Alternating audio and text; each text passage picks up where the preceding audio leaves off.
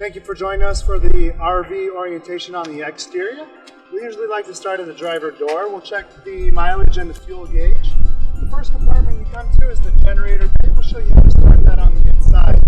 This RV does have a large slide out. Just watch out for the edges and the corners when the slide's out so you don't bump into those. Moving a little bit further, this is just a small compartment. And the next one coming down, this is going to be your dump station area.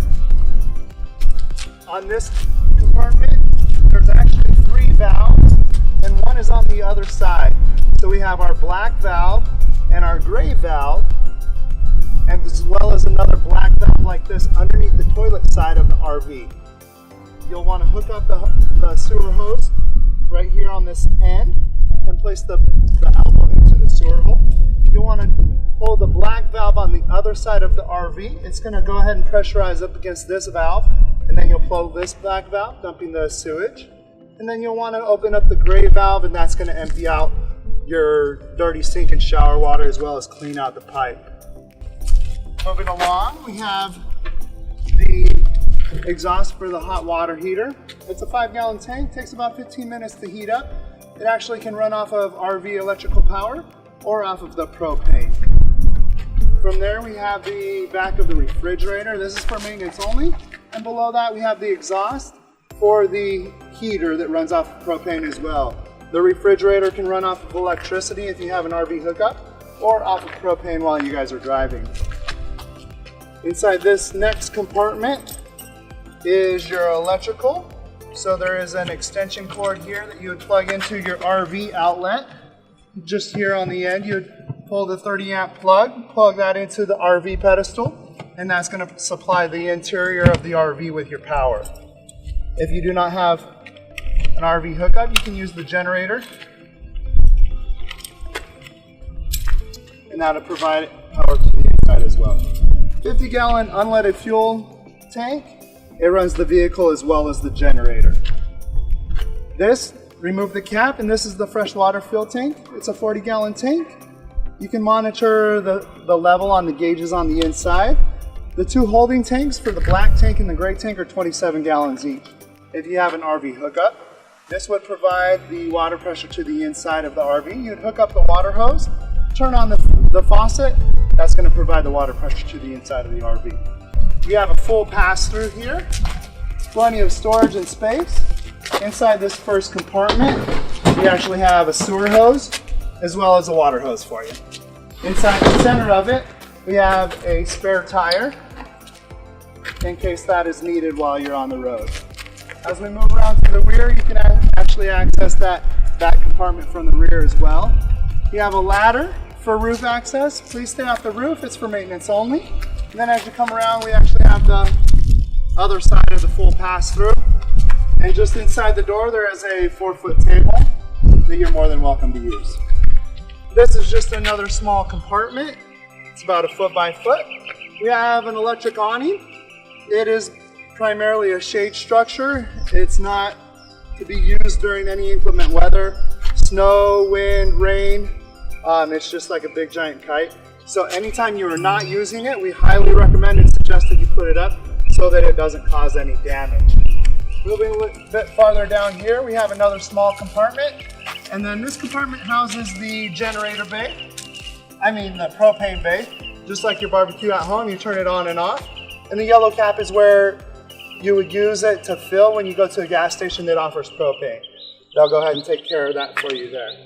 We're going to go ahead and head on to the inside and go over the controls there. As we come into the RV, we have the first switch, which is the battery disconnect switch. It says use or in store. We want to make sure that it's in use mode, otherwise that's not going to provide any power to the RV on the inside. Here is the awning extend switch, extend and retract. It's electric. The vehicle needs to be in the off position for the awning to go in and out. Up here we have exterior lights as well as interior lights. Then as we step further in, we have a futon style couch. You'd actually lift up on the seat bed and it goes ahead and lays flat. So that provides you with one bed. We have the cab over bed. Please use the hooks for the ladder up and down, not the seat backs of the dinette or the captain's chairs, please. We have another bed here at the dinette. There's a little lever on the underside. You flip it over and that releases it. It's going to slide down. You lift the seat cushions up. There's a little rail that the table's going to rest on. And then you move the seat cushions from the rear to the middle of the table. We do have a TV for you. The remotes are inside of the compartment. We also have the sink, the microwave. There's an overhead AC unit. And then we got a stovetop with an oven that's going to run off of gas. We're going to get to our main control panel. First of all, to start the generator, you actually push down towards stop. The red light is going to turn on, stating that the pump is prime, and you'll push up to start the generator. We have a full slide out here for the extended. So to extend the slide out, you would actually push extend or retract to bring it back in. There's tank heater switches. We're in Arizona, it's not going to freeze on you. Here's the water pump switch. That's going to provide water pressure to the sinks and faucets if you do not have an RV water hook up to the RV. Then the next set of switches are the hot water heater. We have gas or an electric options for you. Right above that we have tank levels. So we have the propane, battery level, freshwater tank, black and gray tanks are both empty at this time. Right below that we have our thermostat. So there's 4 settings. We have all the way to the left, which would be cool. So that's going to run the overhead AC. Fan, if you just want to blow and circulate air off, and all the way to the right would be the heater. Then there's a slider thermostat to control the temperature. We have the refrigerator. The freezer freezes, cold air flows to the bottom, least coldest on the bottom. There are settings 1 to 5, where 5 is the coldest. You either have auto, which would determine if it uses gas or electric, off, or you can run strictly off of gas. We have the bedroom. Inside the bedroom, in the corner over here, we have the electrical panel. Inside this brown box is a set of fuses as well as breakers. And there's extra fuses inside the glove box. This is a radio for the exterior speakers. We're gonna step into the bathroom real quick. RV toilet paper only. And real quick, there's a foot pedal to flush the toilet. Thank you for joining us on our interior walkthrough. We look forward to seeing you.